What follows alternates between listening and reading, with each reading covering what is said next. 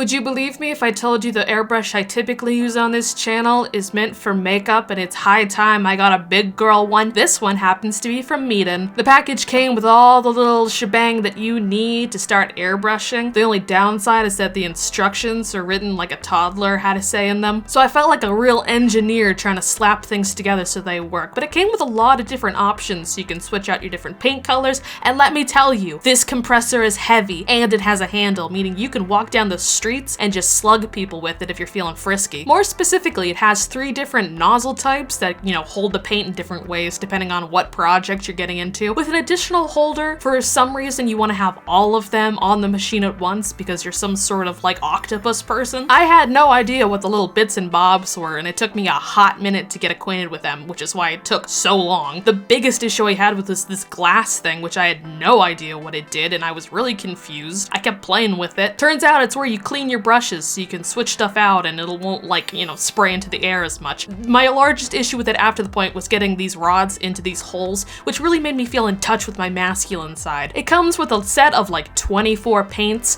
I don't know how much I like vibe with their quality because I haven't tried them, but it's nice to have them on hand so you can like start playing around with coloring stuff. I know a lot of people use airbrushes for like models for D&D. I personally just wanted this for backgrounds and potential like future clay sculptures. Separately, I ordered a primer and then I ordered a brush cleaner so that things could, you know, be clean. The actual like packaging recommends you either use like a brush cleaner or like a mixture of soap and water. Came with a whole host of other little accessories. I had to figure out what they did, so that was a fun learning curve. The only issue I have now is actually figuring out how to work this thing, because as previously said, the instructions are so lacking in clarity. I felt like a real spiffy person when I got this to work. Unfortunately, I need to put that in a part 2 so you can actually see me try to not explode my room.